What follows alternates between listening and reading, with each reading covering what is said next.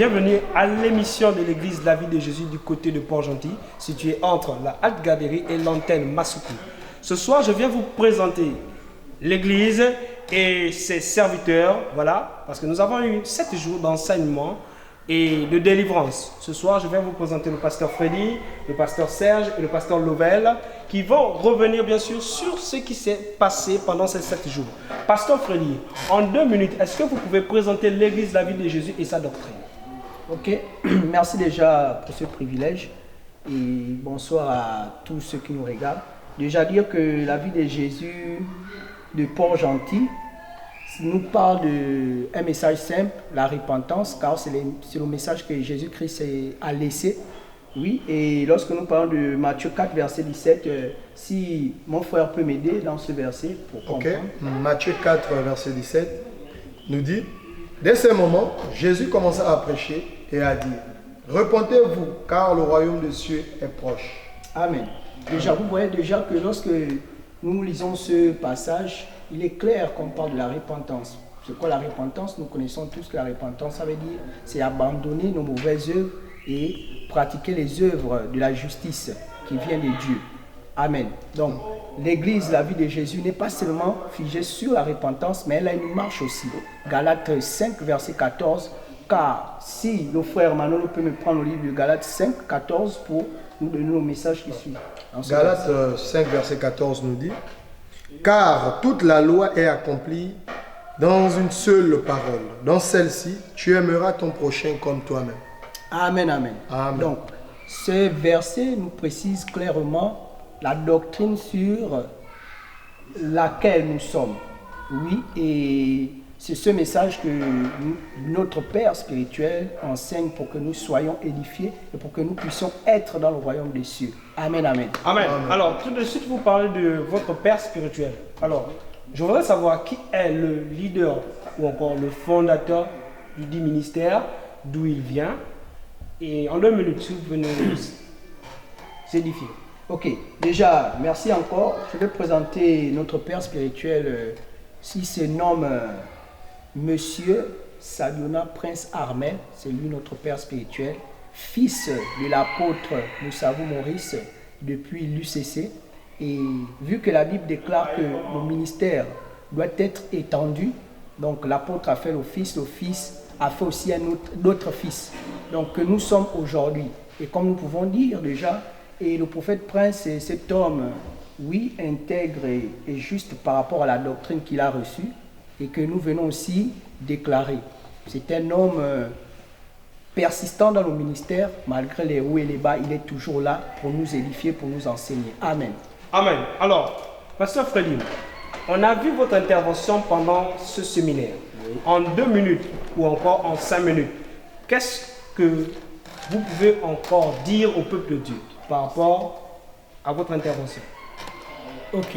Merci déjà. Il faut déjà dire quelque chose que un prophète déjà n'intervient pas ou bien ne fait pas des programmes par la chair. Pourquoi la Bible nous déclare que la chair aussi révèle. Mais un prophète suit l'instruction de Dieu et il marche par rapport à l'instruction autant pour moi de Dieu. Et ce séminaire déjà a été inspiré, oui, révélé à notre Père spirituel, là où il faut que les Écritures s'accomplissent. Le livre de Acte 2, verset 17, si le frère peut m'accompagner et dire un peu. D'accord. Acte 2, verset 17, la Bible déclare que dans les derniers jours, dit Dieu, je répandrai de mon esprit sur toute chair. Vos fils et vos fils prophétiseront, vos jeunes gens auront des visions et vos vieillards auront des songes. Amen. Déjà, ce verset, vous allez comprendre que ce verset nous amène à, comment on peut dire, à l'exercer. Pourquoi? Parce que lorsque la prophétie est donnée, il faut qu'elle soit accomplie. Elle est prophétisée par l'homme de Dieu, elle est accomplie par Jésus-Christ de Nazareth. Et nous qui sommes des hommes, nous devons faire accomplir les Écritures. Donc voici pourquoi ce séminaire, voici pourquoi l'intervention, pas seulement de moi, mais de mes frères aussi qui suivent, qui sont des fils aussi du prophète Prince. Amen. Amen. Alors, vous aviez dit, en fait, lorsque vous avez donné le verset du chapitre des Apôtres, donc chapitre 2, verset 17, vous parlez de la jeunesse.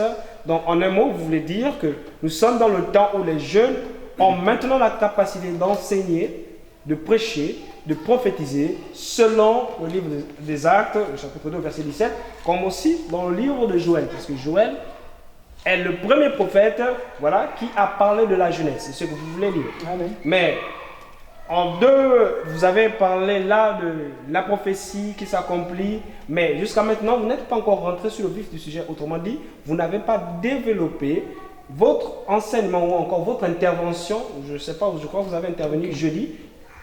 De quoi s'agissait-il? Quel était votre verset de base ce jour-là? Ok, merci encore. Nous allons dire que le jour de mon intervention, Dieu m'a inspiré de parler sur le livre de Daniel 3, voilà, de son verset 14 à 27, là où nous parlons de 3 hommes qui ont été fidèles. Lorsque nous parlons de fidélité, nous parlons des chrétiens. Je ne parle pas des païens, non, nous parlons des chrétiens. Et dans mon intervention, je voulais faire sortir plusieurs points. Oui, et dire que déjà dans les derniers temps, Jésus-Christ a besoin d'un peuple confiant. Oui. Et la confiance de Dieu ne se repose pas seulement dans le verbe, mais dans l'accomplissement. Lorsque nous parlons d'accomplissement, nous parlons de bon comportement. Oui, ce n'est pas tous ceux qui disent Seigneur, Seigneur qui hériteront le royaume des cieux, mais ceux qui font la volonté de mon Père qui est dans les cieux. Matthieu 7, verset 21. Donc, déjà, dans ce verset, l'Esprit pouvait m'expliquer que son peuple est froid et dans la peur. Pourquoi ces 3 hommes ont accepté d'aller dans une fournaise ardente? On dit qu'elle a été chauffée 7 fois.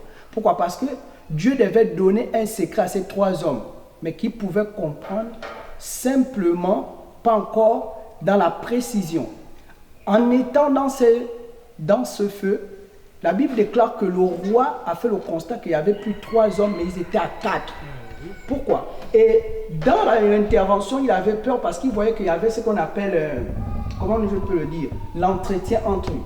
L'entretien ici, c'est quoi? Jésus pouvait me faire comprendre que l'entretien ici, Dieu pouvait révéler leur identité véritable. Que ce ne sont pas des hommes naturels, mais ce sont des hommes spirituels. Amen. Et quelqu'un qui est un esprit ne peut pas être brûlé par un feu physique.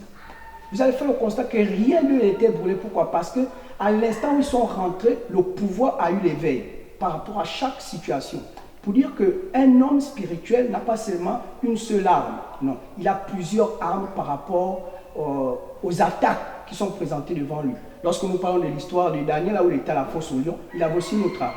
Plusieurs serviteurs ont reçu des armes par rapport aux attaques pour contredire à ce que l'ennemi veut faire pour nuire. Jésus-Christ au désert avec Satan. Satan a déclaré des paroles, Jésus-Christ a déclaré aussi des paroles. Alors Satan s'est éloigné parce que Dieu est celui qui a la clé véritable d'un serviteur de Dieu ou bien d'un enfant de Dieu pour sortir de Donc, la en fournaise. un mot, qu'est-ce que le peuple de Dieu peut retenir par rapport à ça? En un mot, le peuple de Dieu doit retenir que nous ne sommes plus des hommes charnels, mais des hommes spirituels. Oui, Jean 1, verset 12 dit que nous avons reçu le pouvoir de devenir enfants de Dieu, non selon la chair ni la volonté de l'homme, mais de la volonté de Dieu. Celui qui est esprit, s'il fait naître quelqu'un, alors cette personne doit être aussi esprit. Et le peuple de Dieu doit apprendre à ne plus être ce peuple-là qui vit dans la peur. Mais un peuple de Dieu, c'est un peuple qui combat. Et un combattant, s'il a la force, il devient victorieux. Mais s'il n'a pas la force, alors il sera perdant. Mais nous ne sommes pas de ceux qui perdent, mais nous sommes de ceux qui gagnent. Selon le livre de Romains, la Bible dit que nous sommes plus que vainqueurs en Jésus-Christ. Romains 8, versets 36 à 37. Amen, amen. Amen. Alors, donc, en un mot, vous avez parlé bien sûr de l'Église, la vision de l'Église, votre intervention. Alors, donc, on va dire que pendant ces moments, vous avez amené le peuple de Dieu à comprendre qu'il était temps de ne plus douter de Dieu, parce qu'ils étaient des hommes, ce sont des êtres spirituels. Voilà.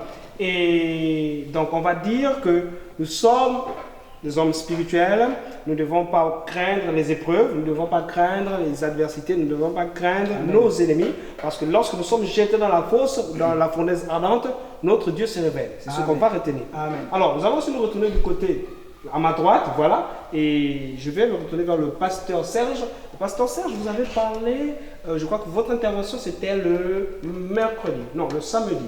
Et là, vous êtes arrivé, vous avez parlé de la vallée des ossements desséchés dans le livre d'Ézéchiel 37. Est-ce qu'en 2 minutes, vous pouvez revenir sur votre intervention et qu'est-ce que le peuple de Dieu peut retenir? Bon, merci pour la question. Bon, je parlais le verset 37. D'accord. Alors, nous allons nous retourner du côté du pasteur Louvel. Pasteur Louvel, vous avez intervenu ici le vendredi. Et vous, pendant votre intervention, vous étiez dans le livre de Exode, au chapitre 3, à partir du verset 7 à 22. Alors, en 2 minutes, qu'est-ce que vous pouvez encore dire au peuple de Dieu et revenir sur votre intervention? D'accord, merci pour la parole. Sur mon intervention, je parlais d'une histoire de Moïse avec le peuple d'Israël qui était en captivité. Et ils étaient gérés par Pharaon Nous allons nous retourner du côté du pasteur Louvel. Pasteur Louvel, vous avez intervenu ici vendredi et vous nous avez entretenu à partir du livre d'Exode, dans son chapitre 3, à partir du verset 7 à 22. Si en 2 minutes, vous pouvez revenir sur votre exhortation. D'accord. Merci pour la parole.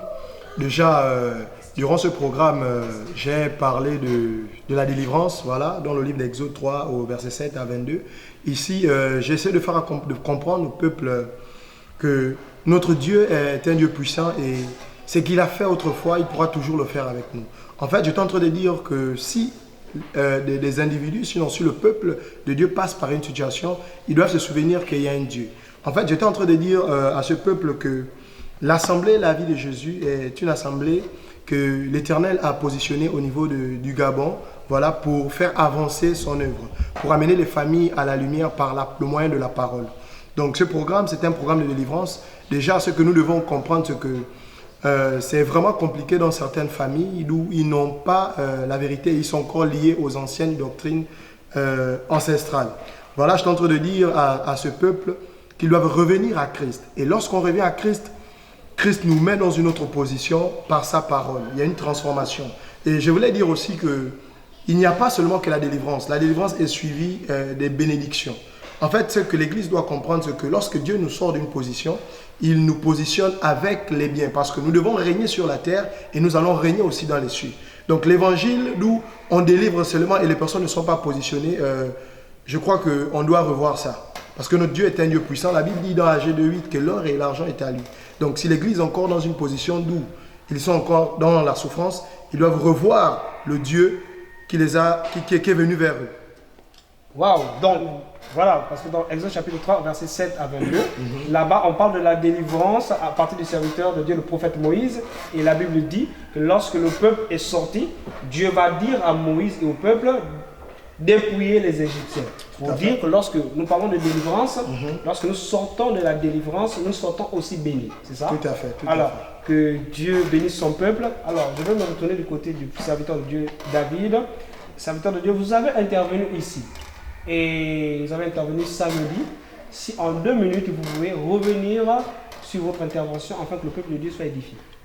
Ok, déjà, shalom déjà à tous et merci pour l'opportunité que vous m'accordez. Bon, samedi, nous étions dans un thème assez un peu particulier. Depuis le lundi, nous étions dans un programme de 7 jours. Et ça parlait également de délivrance. Il est important de savoir que la délivrance également est un comportement. Il ne suffit pas seulement de prier, voilà, il faut aussi savoir conserver aussi la délivrance. Donc, j'étais dans le livre de Jean chapitre 5, verset 2. La Bible nous parle d'un mauvais endroit qu'on appelait Bethesda. C'était un endroit là où beaucoup de personnes pouvaient obtenir la guérison malgré la catégorie de sa maladie. Donc il n'y avait pas d'exception. Justement, la seule condition qui était établie, c'était qu'il fallait se jeter pendant un certain mouvement qui était fait par l'ange.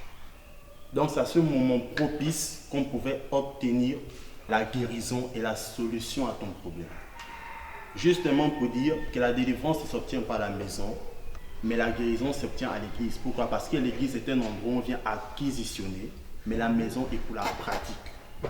Donc lorsque les malades venaient à l'église, à la piscine, qui était dirigée par les 5 ministères, encore les 5 portiques la main de Dieu, donc Ésaïe 59 qui dit la main de Dieu n'est pas trop courte pour sauver. Donc c'est à l'église qu'on pouvait obtenir comme ça toutes les délivrances, peu importe la catégorie, peu importe la situation auquel tu peux faire face. Donc juste pour dire, c'est une personne qui me regarde que Dieu n'a pas besoin de 2 jours ou de 1000 ans pour délivrer quelqu'un. Il a juste besoin que tu parles la partie morte de ta vie et lui fait le reste comme il a fait avec Ézéchiel, avec les ossements desséchés. Amen. Amen. Amen. Alors, donc, peuple de Dieu, vous avez certainement été édifiés pendant ces quelques minutes. Nous allons juste rappeler que le peuple de Dieu est un peuple béni et c'est un peuple que Dieu a déjà mis sa main. Alors, parce que par ces interventions, nous devons comprendre que vous avez ramené l'Église à comprendre que Dieu n'a pas dit son dernier mot dans leur vie. Et si quelqu'un était encore attristé, si quelqu'un était encore affaibli, si quelqu'un était encore assis à la maison, c'est le moment de se lever, comme le livre d'Ésaïe déclare, lève-toi sans éclairer quand ta lumière arrive. Que Dieu vous bénisse. Et j'aimerais que les serviteurs de Dieu ici présents puissent prier pour toutes les personnes qui nous regardent, juste en étendant leurs mains vers la caméra. Éternel Dieu de gloire, Dieu de puissance et de bonté, Seigneur, nous te présentons aux 7 personnes derrière cet écran, Père, qui ne t'a pas encore expérimenté ni t'a connu, Seigneur, que toi seul vienne à toucher cette personne et que cette personne vienne à rejoindre, ô Éternel Dieu de gloire. Nous avons été enrichis par les serviteurs de Dieu. Juste rappeler à une personne qu'il est temps que tu te lèves, car Dieu n'a pas dit son dernier mot dans ta vie. Il y a encore des choses que Dieu va te faire vivre. Et je peux dire à une personne qu'il est temps maintenant que tu te lèves, car la Bible déclare, lève-toi, sois éclairé, car ta lumière arrive. Alors, nous allons nous retourner vers les serviteurs de Dieu et je vais me retourner d'abord particulièrement vers le pasteur Freddy, car c'est lui qui a parlé de la jeunesse. Pasteur Freddy, si en 2 minutes ou encore en 1 minute, vous pouvez prier pour cette jeunesse-là, car la puissance d'une nation réside dans sa jeunesse. Ok, merci encore pour le privilège et ce temps que vous avez eu à m'accorder. Et je vais prier pour quelqu'un qui sait qu'il est jeune par l'esprit et qui reçoit la présence de Dieu. Car la jeunesse ne consiste pas seulement à être celui-là qui a un âge moins avancé, mais ça consiste à celui-là qui a compris la conversion véritable. Oui. Que chacun se concentre et je vais faire une prière, oui, de grâce et de délivrance en même temps. Seigneur, merci parce que tu es Dieu, tu es roi. Comment ne pas te lever, comment ne pas t'exalter? Oui, les Écritures s'accomplissent comme tu le déclares. Il faut que le livre de Acte 2, 17 vienne à parler maintenant. Comme il a été dit, la parole s'est faite chair. Merci Seigneur pour cette jeunesse encore. Oui, Père éternel, qui doit être révélée au nom de Jésus-Christ de Nazareth aux nations, afin que toute nation, tant pour moi, fléchisse ses genoux. Merci mon Dieu, mon roi, parce que nous savons que tu es Dieu et que l'onction, l'éveil, au nom de Jésus-Christ de Nazareth, lui soit donné à ces jeunes, afin de bouleverser le royaume de Satan. Comment ne pas te lever, comment ne pas t'exalter, comment ne pas exalter ton nom, Père. Il faut que le livre de 1 Timothée 4, versets 11 à 16 s'accomplissent, oui, dans le corps de ces jeunes. Que la gloire, l'honneur, la puissance, la majesté reviennent à Jésus-Christ de Nazareth au nom de Jésus. Amen. Amen. Alors, je vais aussi me retourner du côté du serviteur de Dieu, David. Vous allez aussi prier pour toutes les églises du monde entier. Quand on parle d'église, on ne parle pas bien sûr d'une dénomination bien précise. On parle de tous les chrétiens du monde entier. Parce que nous sommes en guerre contre Satan et ses démons. Alors, frères, vous allez aussi prier pour toutes ces assemblées et les recommander entre les mains du Dieu très haut. Bon, déjà, il faudrait que nous sachions qu'en tant que chrétiens, nous sommes tous une alliance, ce qu'on appelle l'alliance universelle, qui est la CSN. Mais au-delà de ça, chacun aussi a son alliance. Par exemple, Moïse, son alliance se trouvait sur la montagne. Donc, je vais prier de manière à ce que chaque chrétien vienne à développer en lui cette alliance-là avec Dieu et de connaître en fait là où Dieu l'attend. Amen. Amen. Seigneur, je te rends les actions multiples de grâce parce que tu es roi, tu es Dieu. En ce moment, ils sont en train de prier pour toutes les églises. Car je sais que tu ne te caches pas derrière la dénomination, mais tu cherches une personne qui t'adore en esprit. Jean 4, 24. Maintenant, Seigneur, qu'une onction particulière vienne à être libérée. Que les personnes qui sont affaiblies dans la prière, affaiblis dans le jeûne, qui ne lisent plus la parole, qui ne méditent plus les Écritures. Seigneur, que tu viennes à renouveler leur force physique et spirituelle, les amener à une autre dimension. À Jude 9, la Bible me dit que la gloire du second temple est toujours plus grande que celle du premier temple. Emmène dans une dimension qui n'a rien à voir avec une dimension précédente, mais dans une dimension nouvelle qui vient à faire en sorte, qui vient à épater, à éblouir le monde. Car la Bible me dit que le monde attend avec un ardent désir la révélation, mais ce sont les chrétiens qui apportent cette révélation, Père. Donne encore l'intelligence et la sagesse et une certaine maturité spirituelle afin de pouvoir comprendre les profondeurs des Écritures. La Bible dit que lorsque Pierre a péché toute la nuit, Jésus est venu auprès de lui, il a dit jette le filet dans les eaux profondes. Seigneur, qu'ils viennent tous à jeter les filets dans les eaux profondes, qu'on vienne à comprendre les profondeurs des Écritures. Pour la gloire de ton nom, au nom de Jésus. Amen. Amen. Alors, Pasteur Louvain, je vais terminer par vous et je voudrais que vous priez parce que vous avez parlé des grâces, vous avez parlé de la délivrance, vous avez parlé du temps où lorsque Dieu délivre son peuple et nous dépouillons nos ennemis. Je veux aussi que vous priez pour un combattant de Christ qui a déjà baissé sa garde et l'ennemi l'a dépouillé afin qu'il se relève. Voilà. D'accord, merci encore pour ce privilège. Je vais prier, la Bible déclare que les forts soutiennent les faibles. Si je suis dans une position de force, ce n'est pas parce que je veux, mais c'est parce que c'est Dieu qui fait toutes choses. Bon, pendant que je serai en train de prier, tu as juste à disposer ton cœur et recevoir cette prière. Seigneur, Dieu de gloire et Dieu de puissance, Dieu d'alliance, Dieu de miséricorde, je te prie, Seigneur, toi seul connais mon frère, ma soeur, Père, qui est rétrograde, qui a arrêté de regarder à toi, mais tu donnes la force, Seigneur. Je prie, ô éternel Dieu de gloire, de la manière dont tu t'es souvenu de moi et m'a sorti du péché et m'a sorti de mes faiblesses, que tu te souviennes aussi de mon frère et de ma soeur, Père. Et ceux-là aussi, Seigneur, qui n'ont pas encore eu cette motivation de te suivre, eu ce courage de t'appartenir, ô éternel mon Dieu, mon roi, que toi seul les touches. Je sais, Père, que tu es mort à la croix pour toutes ces personnes. Tu es mort pour un magicien, un butiste. Tu es mort pour toutes ces personnes qui n'ont plus d'espoir actuellement. Seigneur, l'espoir véritable, c'est toi, Adonai. Je prie que tu les touches et que tu les restaures et que tu les délivres, Seigneur, ô Père, de toute pensée captive, ô éternel, mon Dieu, mon roi. Que l'honneur, la gloire, la puissance te reviennent à toi seul.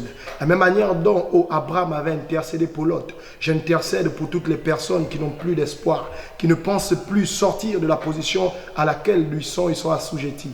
Par le nom de Jésus, en tant que bouche autorisée, je déclare que vous êtes libres et que vous venez sur le chemin de Jésus-Christ de Nazareth. Tel il a rencontré Paul sur le chemin de Damas, je prie aussi qu'il vienne à vous rencontrer. Au nom de